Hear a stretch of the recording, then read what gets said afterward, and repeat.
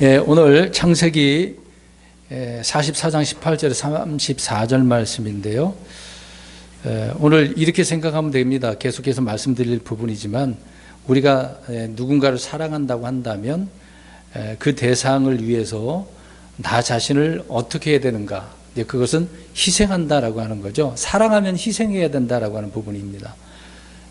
하나님께서도 또 우리 예수님을 통해서 그렇게 희생하신 부분이 있는 것처럼 우리도 서로 사랑하기 위해서 사랑한다면 우리가 내가 희생할 줄 알아야 된다라고 하는 부분입니다.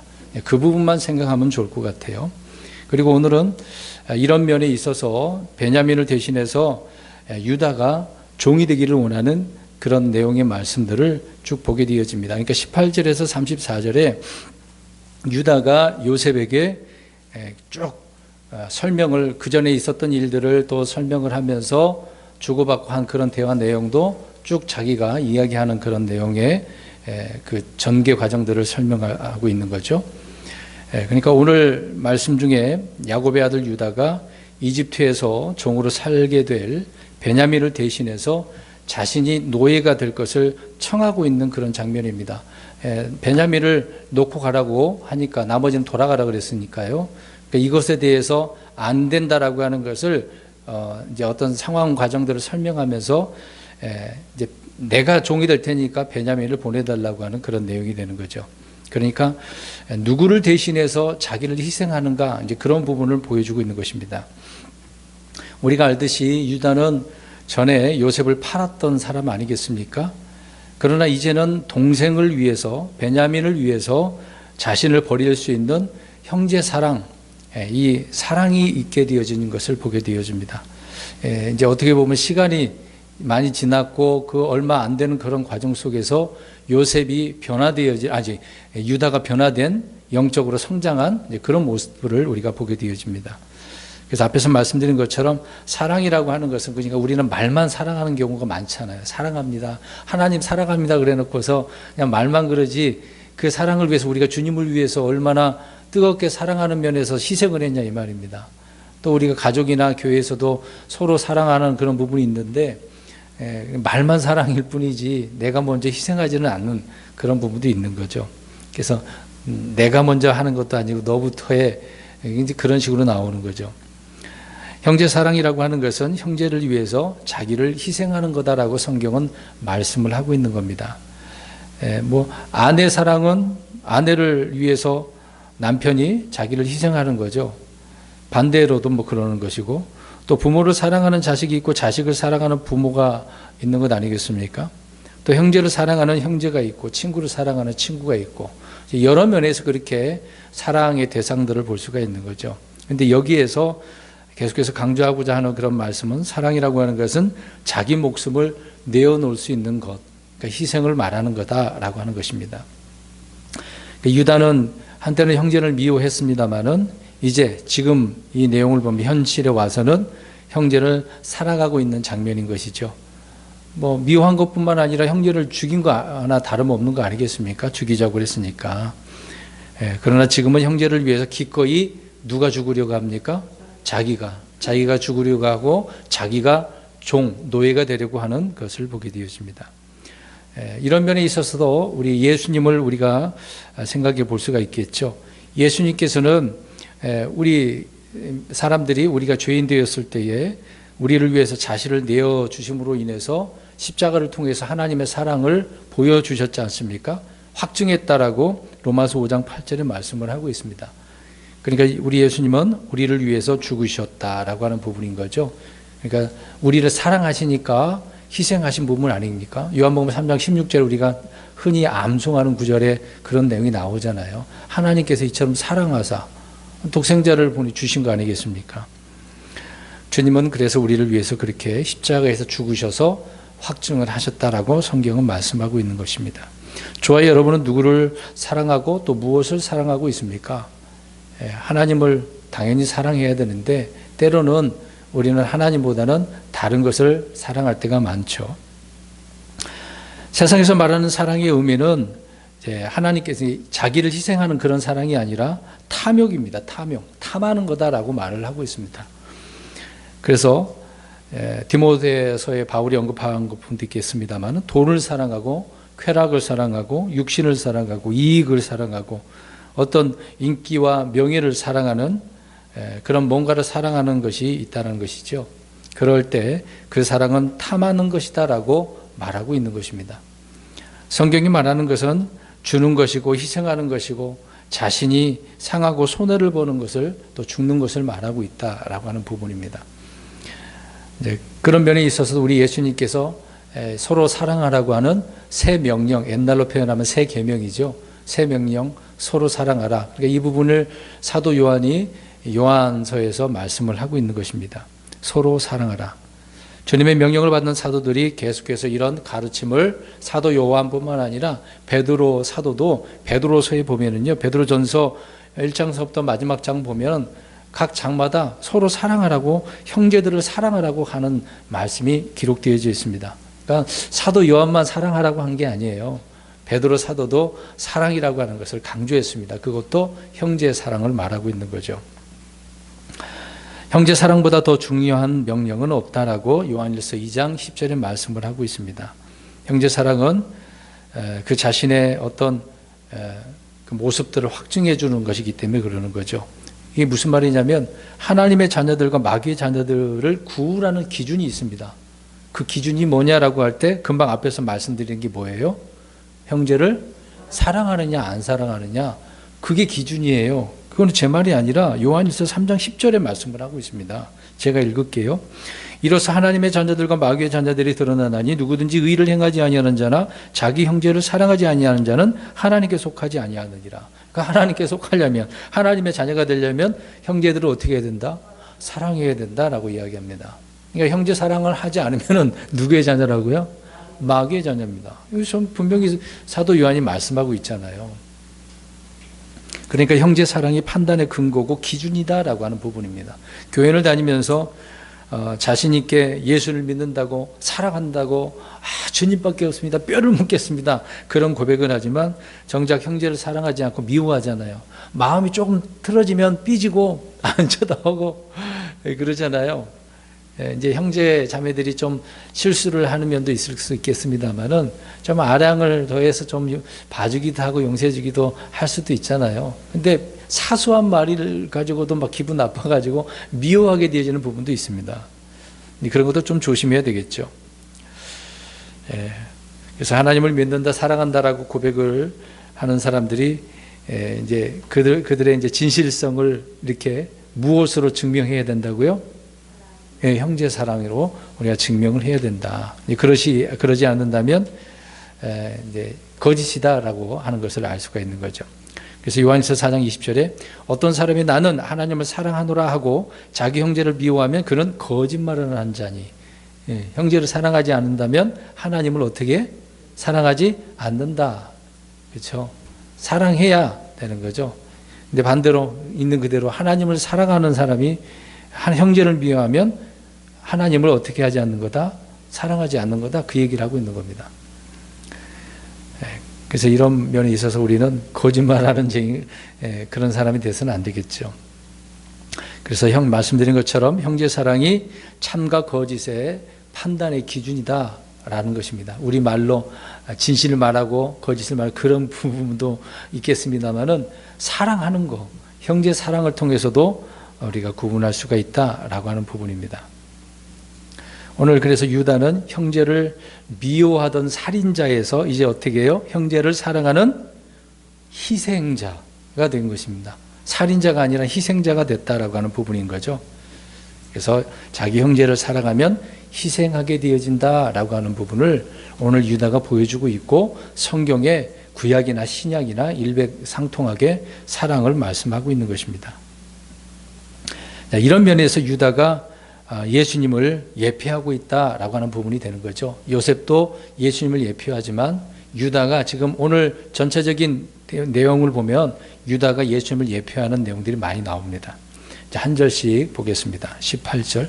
그때 유다가 그에게 가까이 가서 이르되 오 내 주여 원하건대 주의 종이 내 주의 귀에 한 말씀을 구하게 하소서. 주의 종에게 분노하지 마옵소서. 주께서는 파라오와 꼭 같으시니이다.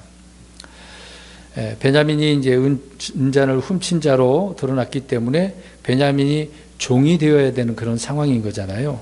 이때 누가 나서고 있는 겁니까? 유다가 가까이 가서 요셉에게, 이제 요셉을 모르니까 그 당시에 몰라서 이집트 총독에 가서 말을 하고 있는 거죠. 처음에 형제들 모두가 종이 돼야 되는 부분이 있겠습니다만, 요셉은 이 잔이 발견된 자, 그러니까 베냐민만 그렇게 종이 된다고 이야기를 하는 거잖아요. 다른 형제들은 이제 자유롭게 갈 수가 있는 부분인데, 그렇지 않은 부분이 보게 되는 것이죠. 아무튼 요셉은 그들이 형제 베냐민을 지키든지 아니면 사랑하는지 그들의 속 중심을 지금 계속해서 어떻게 하고 있는 겁니까?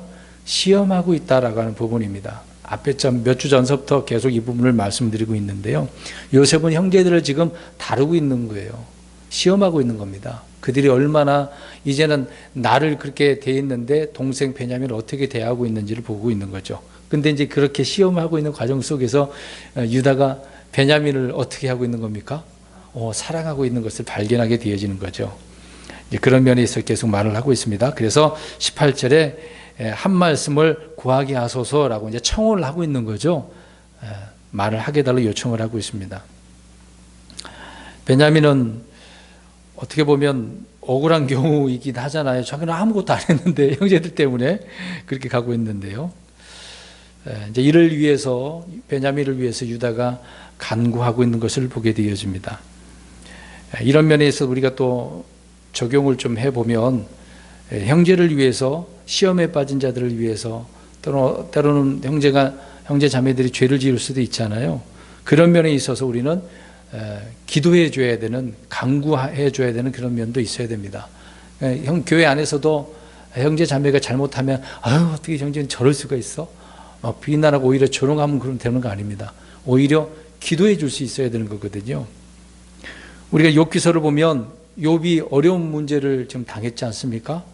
자녀들도 죽고 있는 거 다 빼앗기고 뭐 아내는 떠나가 버리는 식으로 이렇게 말을 하고 있고, 그런 상황에서 욥의 친구들이 찾아왔습니다. 욥의 친구들이 어떻게 하죠?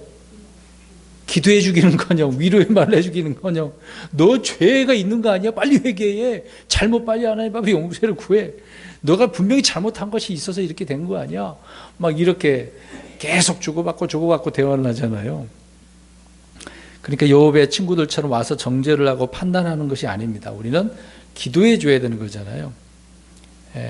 우리 예수님께서도 그렇게 핍박을 자기 백성 유대인들을 향하여 이렇게 받으셨음에도 불구하고 계속해서 그들을 위해서 중보하시고 기도하시는 것을 보게 되어집니다. 자기를 저주하는 자들을 위해서도 기도하고 계셨던 거죠. 오늘 유다가 바로 그런 면입니다. 형제 베냐민을 위해서 이렇게 요청을 하고 중보하고 있는 모습을 보게 되어집니다. 18절에 주께서는 또 마치 파라오와 같나이다라고 이야기를 합니다. 어떻게 보면 이런 말을 해서는 안 되는 것처럼 보이잖아요. 그러나 사실 이미 파라오 왕은 요셉을 어떻게 해놨습니까? 자기만큼 위치, 물론 자기보다 밑이지만 그렇게 모든 지위 통치권을 다 줬기 때문에 사실 파라오와 같다라고는 그런 의미는 틀린 말은 아니거든요. 그러니까 유다가 그런 부분을 알고 있었기 때문에 이제 이렇게 표현을 하면서 한 가지 말을 요청하겠다. 그러니까 베냐민을 위해서 이제 요청하는 그런 내용을 설명하고 있는 거죠. 아무튼 요셉이 파라오 같다라고 하는 그런 의미 속에서 우리 예수님도 아버지 하나님 같다라고 하는 그런 의미가 되는 거죠. 이제 그런 면에 있어서도 예표를 하고 있는 겁니다. 왜 그러냐면 예수님께서는 아버지의 이름으로 오셨고 아버지의 이름으로 행하셨고 아버지의 이름으로 영화롭게 되셨고 또 아버지의 이름을 나타내시고 주신 자들을 또 아버지의 이름을 지키셨다라고 성경 여러 곳에서 그렇게 말씀하고 있습니다. 그러니까 예수님이 아버지 같으신 분, 하나님이시니까 우리가 그렇게 이해를 하게 되어집니다. 그러니까 유다가 이런 면에서도 예수님을 예표하고 있다는 거죠. 아무튼 요청하고 있는 내용이 18절이고요. 19, 20절입니다. 이제 설명을 합니다. 전에 19절에 내 주께서 자신의 종들에게 물어 이르시되 너희에게 아버지가 있느냐 혹은 동생이 있느냐 하시기에, 저번에 그렇게 말한 부분을 요셉에게 말을 하고 있는 거죠. 그러니까 유다는 마치 이제 법정에서 최후 진술하는 것처럼 계속해서 그 사건 내용들을 간략하게 설명하고 있습니다. 요셉은 다 알고 있는데도 불구하고 어떻게 해서든 동생 막내 이 베냐민을 구하기 위해서 좀 조리 있게 설명을 하고 있는 거죠. 문장력이 좀 있는 것 같아요. 유다는 그래서 총독 요셉이 너에게 아버지가 있느냐 동생이 있느냐라고 물었던 것을 언급을 하고 있습니다. 그때 20절에 그렇게 대답을 한 부분이 나오고 있는 거죠. 우리에게 아버지가 있는데 노인이고 어쩌고 저쩌고 쭉 설명을 한 부분입니다. 자, 이렇게 계속해서 유다는 누구를 위해서 누구를 중심으로 요셉에게 계속 말을 하고 있습니까? 베냐민입니다. 베냐민. 그러니까 처음부터 끝까지 계속 베냐민 이야기를 하고 있는 거예요. 베냐민을 위해서요. 우리가 알다시피 베냐민은 노년에 얻은 그런 아이가 아니겠습니까? 지금은 어린아이고 형은 죽었고 어머니께서 이제 난자로 홀로 남았다. 다른 형제들은 의미가 없어요. 지금요. 야곱에게는 지금 자식이 누구밖에 없어요? 베냐민밖에 없어요. 다른 10명이 있어도 소용이 없습니다. 지금요. 이제 그런 면에 있어서도 유다는 지금 그렇게 말을 하고 있는 거죠. 그래서 유다가 베냐민이 누구인지 어떤 아이인지 집중적으로 지금 설명을 하고 있는데요. 이것은 베냐민을 위해서 간구하고 충고하기 때문에 그렇다는 것입니다. 아무튼 유다는 어떻게든지 베냐민을 건져낼 생각을 가지고 설명을 하고 있는 거죠. 그러니까 유다의 이런 진술하는 내용들은 베냐민을 위해서 어떤 그 사랑이, 궁일이, 배려가 막 묻어져 있는 것을 보게 되어집니다. 이런 내용을 보면 야, 유다가 이렇게 변했나? 앞에서 말씀드리지만 이미 오래전에는 어떤 사람이었습니까? 왜? 살인자잖아요. 미워하고 살인하는 그런 자였잖아요. 완전히 변화된 모습을 보는 거죠. 그래서 형으로서 동생을 지키고 보호하려는 정말 그 사랑을 요셉에게 지금 구구절절히 설명을 하고 있는 것을 보게 되어집니다. 21절, 22절 주께서 주의 종들에게 이르시되 그를 내게 데리고 내려와 내가 내 눈으로 그를 보게 하라 하셨으므로 우리가 내 주께 이르되 그 아이는 자기 아버지를 떠날 수 없나이다. 그가 그의 아버지를 떠나면 그의 아버지가 죽으리이다 하였나이다. 아버지에게 베냐민이 어떤 존재인지 정말 더 분명하게 이제 설명을 하고 있는데요. 아무튼 요셉이 베냐민을 데려오도록 요구했을 때 그 아이는 아버지를 떠날 수 없다라는 것을 또 강조하고 있는 거죠. 그러니까 이 말은 베냐민과 그 아버지의 관계가 지금 묶여 있다라고 하는, 떨어질 수 없다라고 하는 관계를 더 강하게 이야기를 해주고 있는 것을 보게 되어집니다. 만약에 떨어지면 아버지가 어떻게 된다고요? 죽습니다. 이제 아버지도 지금 어떻게 대하고 있습니까? 정말 사랑하고 공경하고 있는 것을 보죠. 네. 어쨌든 베냐민은 아버지가 사랑하는 아들이었다라고 이야기를 해주고 있는 것입니다. 다른 많은 아이들 중에 하나가 아니라 사랑하는 유일한 아들이라고 지금 이야기를 하고 있는 거죠. 우리 그리스도인들은 어떻습니까? 모두 하나님께 사랑받은 자들이죠. 주 예수 그리스도를 믿음으로 말미암아 다 구원받은 자들은 하나님께서 사랑하시는 자들입니다. 그런 사랑을 입고 우리가 살고 있는 거죠. 그런 것처럼 야곱에게 베냐민이 그런 존재다. 우리도 마찬가지로 하나님께는 우리가 그런 존재라는 것을 알 수가 있는 거죠. 23절, 24절 또 주께서 주의 종들에게 이르시되 너희 막내 동생이 너희와 함께 내려오지 아니하면 너희가 다시는 내 얼굴을 보지 못하리라 하시기에 우리가 주의 종 내 아버지에게 올라간 내 주의 말씀을 그분에게 고하였나이다.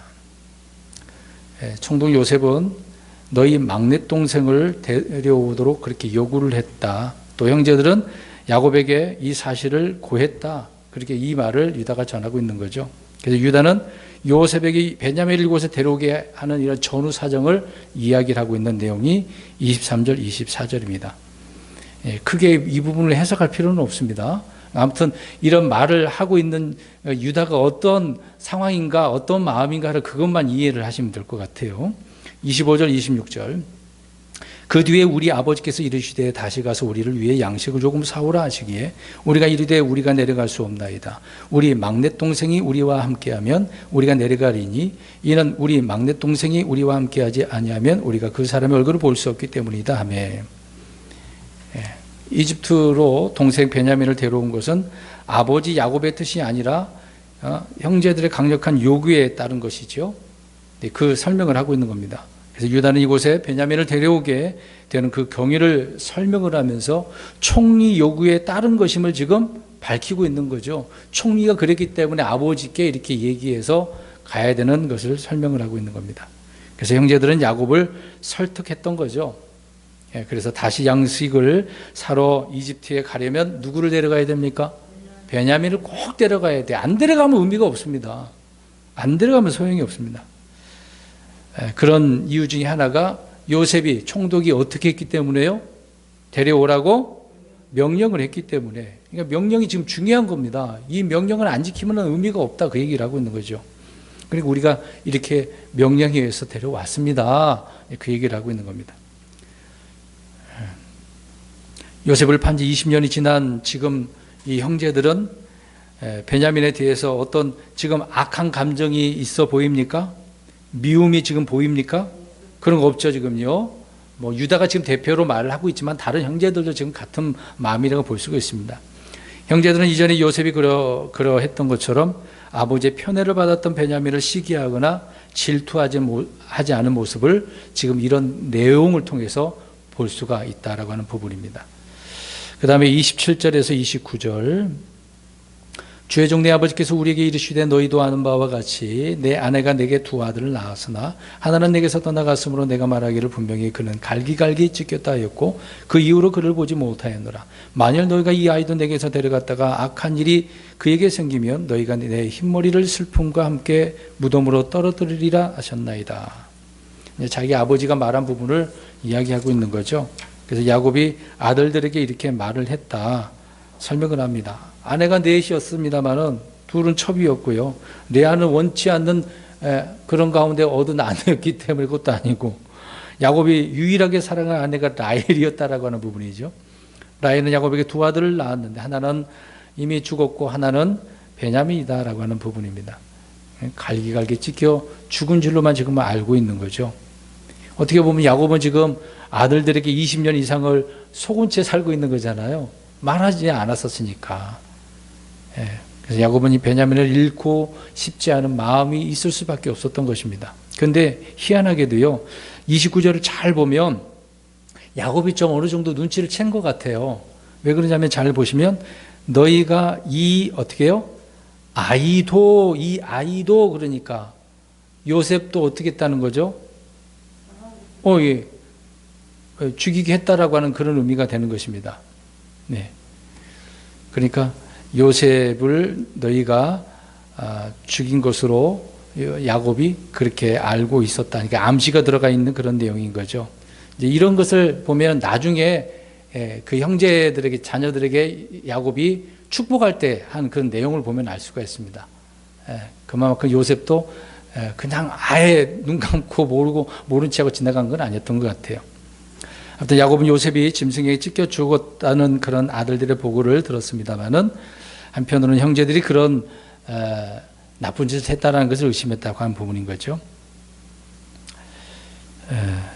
여기에서 좀 참고적으로 설명을 드리려고 합니다.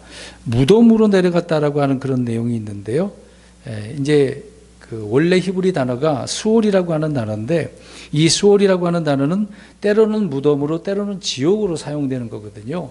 근데 음력을 해서 그냥 수올이라고 번역을 하면 야곱이 그냥 수올로 갔다라고 하는 것이니까 지옥으로 안 갔다라고 하는 그런 의미가 되는 겁니다. 지금 무덤으로 간 거거든요. 그러니까 왜 이런 말을 하냐면 다른 번역본에는 그냥 수올이라고 했기 때문에 지옥이 없다라고 하는 것처럼 그렇게 해버린 부분입니다. 그냥 무덤만으로만 생각을 했던 거겠죠. 분명히 무덤은 무덤이고 지옥은 지옥인데, 그러니까 야곱은 어디로 간다라고 설명을 하고 있는 거죠? 무덤, 죽는다, 이제 그런 표현을 하고 있는 겁니다. 참고적으로 잠깐 말씀을 드렸습니다. 30절, 31절.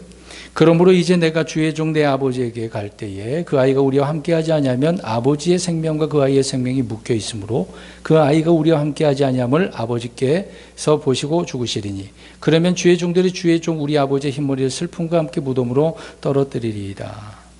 유다는 베냐민을 여기에 종으로 남겨두고 자신들만 아버지께로 갈 수 없는 이유를 설명을 하고 있었던 거죠. 베냐민을 두고 갈 수 없는 첫 번째 이유가 뭡니까? 누구 때문이에요? 아버지 때문이다. 아버지 때문이다. 왜? 생명이 둘이 묶여져 있기 때문이다. 예. 이제 여기서 그냥 아버지와 아들 간의 혈연 관계의 그런 문제를 강조하는 게 아니라 둘을 지금 하나로 묶는 그 사랑을 이야기하고 있는 거죠. 골로새 3장 14절에 보면 알 수가 있습니다. 아무튼 유다는 아버지 야곱이 베냐민을 생명처럼 사랑하며 둘은 분리할 수 없는 사랑의 관계라는 것을 강조하고 있는 거죠.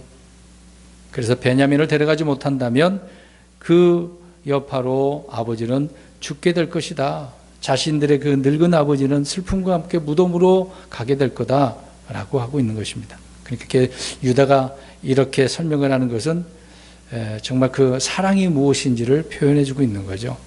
우리가 앞에서도 말씀드린 것처럼 누구를 위해서 기도해 줄 때도요, 이런 마음을 가지고 기도해 줘야 됩니다. 정말 사랑하는 마음으로, 그런 마음으로 우리가 해야 되는 거죠. 32절, 주의 종이 그 아이를 위해 내 아버지에게 보증인이 되어 말하기를 내가 그를 아버지께 데리고 돌아오지 않으면 내 아버지께 내가 영원토록 죄에 대한 책임을 지리이다 하였사오니. 유다가 베냐민을 위해서 자신이 무엇이 되기를 원하고 있는 겁니까? 보증, 담보물이는 거죠. 자기가 그런 자가 되겠다라고 하고 있는 것입니다.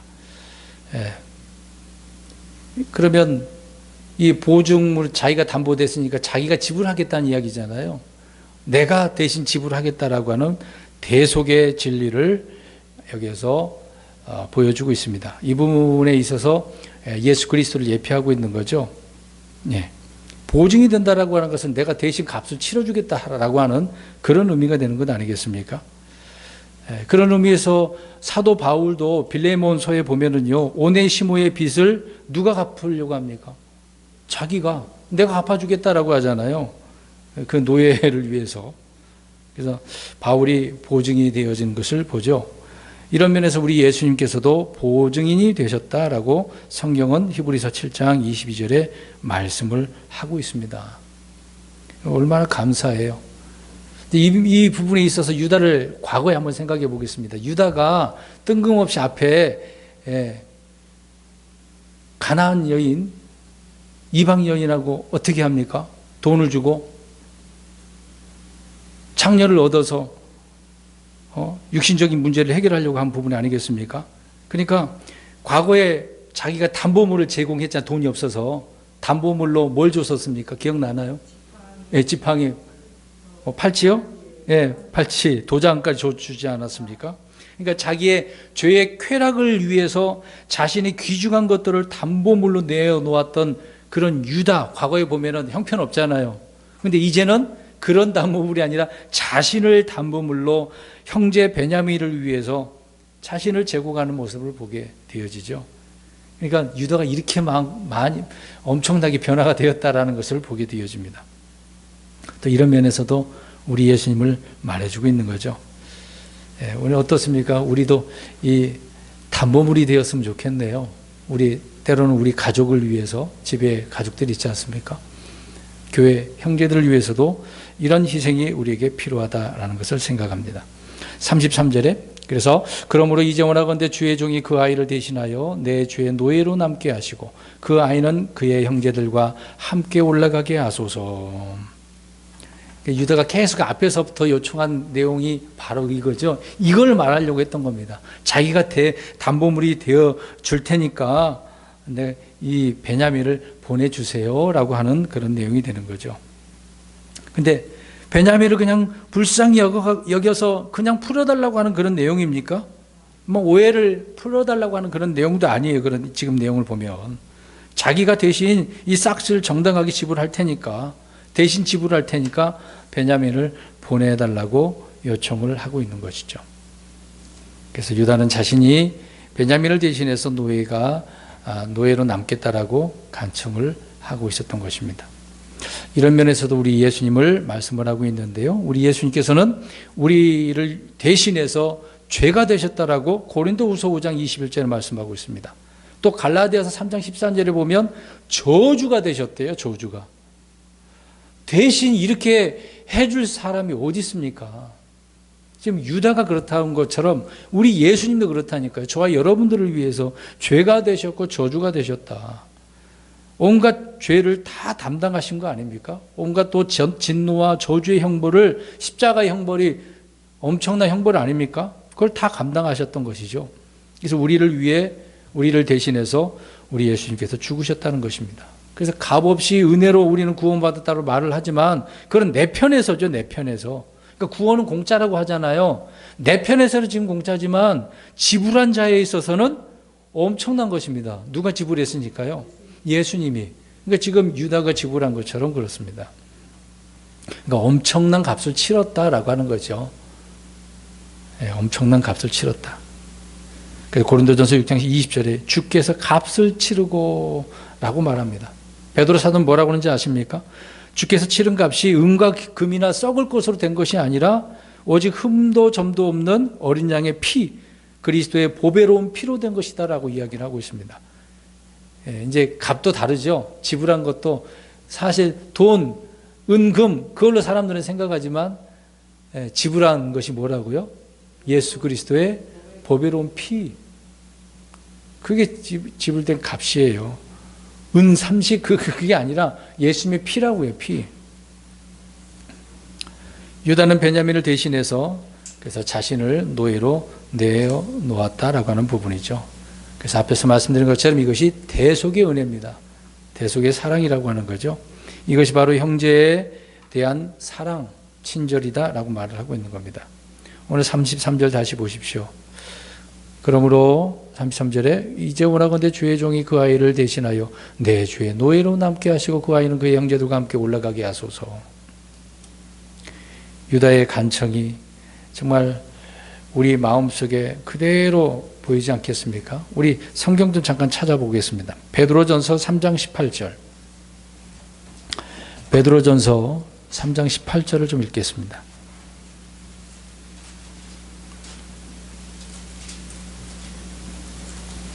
베드로전서 3장 18절 시작. 그리스도께서도 죄들로 인해 한 번 고난받으사 의로운 자로서 불의한 자들을 대신하셨으니 이것은 그분께서 육체 안에서 죽임을 당하셨으나 성령 위에 살아나셔서 우리를 하나님께 데려가려 하심이라. 우리를 데려가시려고 고난받으시고 대신 그렇게 죽으셨다라고 이야기를 하고 있는 거죠. 얼마나 감사합니까? 이것이 예수님이 우리를 사랑하신 사랑이잖아요. 이것이 눈에 보이고 느껴져야 되거든요. 우리가 흔히 구원받았다라고 할 때 이 십자가를 이야기를 많이 합니다. 그 십자가가 아니었으면 안 되는 것이니까. 그러면 2000년 전에 그렇게 예수님께서 죽으셨는데 그것이 우리는 예수님 믿을 때 성경 읽을 때 막 눈에 보여져야 되고 느껴져야 되거든요. 정말 감사가 나와야 됩니다. 그렇게 느껴지고 보여지십니까? 오늘 본문으로 가서 유다는 베냐민을 대신해서 노예가 될 것을 강구했는데 만약 베냐민이 죽게 된다면 대신 죽는 것도 마다하지 않을 정도로 자신을 그렇게 내어주고 있는 거죠. 형제를 미워하고 죽이려던 그런 살인자 유다가 대신해서 노예가 되고 죽을 수도 있고 희생자가 되려고 하는 것, 하나님의 은혜가 아니겠습니까? 이런 변화된 사람이 되어야 됩니다. 변화된 사람. 이거 보세요. 우리가 킹제임스 성경을 보고 있습니다. 많은 말씀을 교리를 통해서 바로 잡고 또 우리가 바르게 살고는 있는데 근데 배우고 멈춰버리면 안 돼요. 말씀을 깨달았으면 그 말씀대로 살아야 되는 거잖아요. 믿음의 행위, 순종이 있어야 되는 것입니다. 그렇게 된다라고 하는 것은 우리가 변화된 삶을 산다라고 하는 의미가 되는 거거든요. 지금 올 한 해 우리가 표를 삼고 있습니다. 우리의 생활 방식은 믿음의 분량에 의해서 결정이 되는 거거든요. 그러니까 우리가 생활 방식 어떻게 사느냐에 따라서 믿음이 정말 중요하다는 얘기거든요. 무엇을 하더라도 믿음으로 해야 된다라고 하는데 믿음이 없으면 할 수가 없다라고 하는 부분입니다. 믿음이 있으니까 하는 거거든요. 우리가 변화된 사람이 된다라고 할 때 그렇게 믿음으로 살았으니까 그 모습이 저절로 드러나는 거거든요. 늘 얼굴이 막 찡그러져 있고 분노로 가득 차 있고 그랬던 얼굴이 주님의 은혜를 경험하니까 말씀을 통해서 변화가 되어지니까 내 모습도 달라지는 겁니다. 근데 보세요. 주님을 영접했는데 내 안에 성령이 계셔도 막 기쁨을 주는데 어떻게 얼굴이 찡그러져 있을 수 있어요? 찬송하는데 어떻게 막 짜증나게 찬송할 수가 있습니까? 하나님을 찬양하는데 기쁨으로 할 수밖에 없는 거잖아요. 그렇지 않는다는 것은 문제가 있는 겁니다. 아직 구원받지 못했거나 아니면 뭔가 변화를 받지 못했거나 말씀의 교리 공부도 안 하고 성경을 통해서 성숙하지 못한 그런 면을 보게 되어지는 거죠. 한 번에 되는 건 아닙니다. 요셉의 형제들이 한 번에 됐습니까? 20년이 지난 다음에 지금 겨우 이런 사건을 통해서 요셉이 그렇게 만들어가고 또 하나님께 은혜를 주시니까 이렇게 변화가 된 것이죠. 하나님은 그동안 유다 안에서 선한 일을 행하셨던 것입니다. 그냥 갑자기 이 사건을 통해서 뚝딱 변한 건 아니거든요.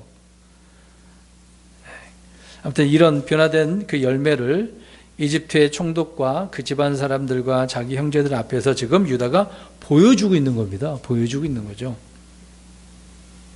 형제를 대신해 노예가 되겠다는 유다의 말은 진실한 마음이었어요. 진실한 마음으로 결단한 겁니다. 그냥 이렇게 말하면 봐주겠지가 아니에요. 진짜 그렇게 하겠다 그 얘기입니다. 말로 립서비스 하는 게 아니란 말이죠. 아양 떠는 게 아니었습니다. 여러분, 어떤 불신자나 이교도들이라 해도 유다를 통해서 형제 사랑이 보여야 되는 거, 이런 것을 보면 이야 정말 사랑한가 보구나, 야 사랑하니까 자기를 그렇게 내어준다고 하구나, 그걸 깨달아야 되잖아요. 이 세상에 어떤 죄인을 할지라도 예수 그리스도께서 십자가에서 못 박힌 그리스도를 볼 때 그걸 봐야 돼요. 근데 자기 백성 유대인들은 어떻습니까? 로마 병정은 어떻습니까? 그 십자가를 보면서 조롱하잖아요. 그 사랑을 못 보니까. 알 수가 없어요. 알아야 되고 볼 수 있어야 되는데 그렇지 않은 거죠. 그래서 앞에서 말씀드린 것처럼 예수 그리스도의 그 사랑이 보여야 되고 막 느껴져야 된다, 그 얘기입니다. 유다가 지금 그런 모습을 보여주고 있어요. 그러니까 어떤 면에 있어서 시험을 하고 있지만 요셉이 그런 말을 계속 들으면서 어땠을까요? 성경 안 나오지만 감동이 되는 거잖아요. 감사가 되잖아요. 우리 유다 형이 이렇게 변했네. 내가 이렇게 시험을 하고 있었는데. 그러니까 이제 다음 주에 말씀드리겠습니다만 눈물을 흘릴 수밖에 없어요. 억제를 못 하는 거죠. 그 사랑을 느끼니까 지금 그런 상황이 아직 오지 않아서 요셉은 지금 지켜보고 있는 거고, 말 안 들으면 혼내릴 그런 부분도 있을 수도 있겠죠. 그러나 용서해주고 있는 장면을 보이지만, 아무튼 유다는 아버지 앞에서 한 그 자신의 약속을 잊거나 그냥 없이 파기하지 않았다는 겁니다. 거짓말하지 않은 거죠. 우리 하나님께서도 거짓말하시는 분이 아닙니다. 거짓말 하실 수도 없는 분이시죠. 자신의 약속을 꼭 지키시는, 불변이잖아요, 불변. 그런 것처럼 유다도 보여주고 있는 겁니다. 마지막 34절, 그 아이가 나와 함께하지 않는데 내가 어떻게 내 아버지에게 올라갈 수 있으리까? 내 아버지에게 닥칠 해악을 혹시 내가 볼까 염려하나이다 하였더라. 유다는 베냐민과 함께 올라가지 않는다면 올라갈 수 없다고 이야기합니다. 안 간다는 얘기죠. 흔히 배째요 그런 것처럼 안 됩니다, 그 얘기죠. 이는 이제 자신의 눈으로 아버지 야곱을 볼 수가 없어요. 왜? 이제 재앙을, 죽음을 보게 되어지니까 그게 염려스러운 거죠. 유다는 베냐민으로 말미암아 아버지가 슬픔 가운데 죽는 것을 볼 수 없다고 이야기를 하고 있는 겁니다. 그러니까 이런 형제 사랑을 통해서 아버지를 사랑하는 것을 보여주고 있는 것입니다. 요한일서 5장 1절 한번 가서 볼까요? 요한일서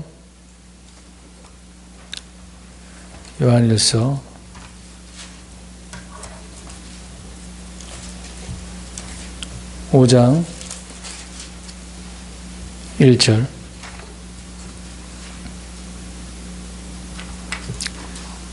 시작. 누구든지 예수님께서 그리스도이심을 믿는 자는 하나님께서 태어났으며 낳으신 그분을 사랑하는 자는 다 그분에게서 난 자도 사랑하느니라. 그분에게서 난 자는 그분을 사랑하는 거죠. 유다는 낳으신 아버지를 사랑을 했고 아버지께서 난 형제도 사랑을 했습니다. 유다는 형제 사랑뿐만 아니라 아버지를 향한 사랑을 보여주었다는 거죠. 이런 면에서 우리 예수님도 아버지를 사랑한 분이 아닙니까? 보여주신 분 아닙니까? 우리가 이 땅에서 유다와 같이 이런 변화를 받아서 형제 사랑을 계속해서 보여줘야 됩니다. 뜨겁게 서로 사랑하는 그런 주님의 몸된 교회 그리스도인들이 돼야 하는 것이죠. 그래서 오늘 결론적으로 말씀드리면 다른 거 없습니다. 형제 사랑하는 거. 근데 사랑하면 어떻게 한다고 그랬습니까? 희생한다라고 하는 부분입니다. 말로만 하면 안 되죠. 말로만 하면 안 됩니다. 우리 집안의 형제 자매들도 똑같습니다. 말로만이면 안 됩니다. 자기가 먼저 이런 사랑을 보여줄 수 있는 믿음의 사람들이 되는 저와 여러분들이 되기를 주의 이름으로 축원합니다.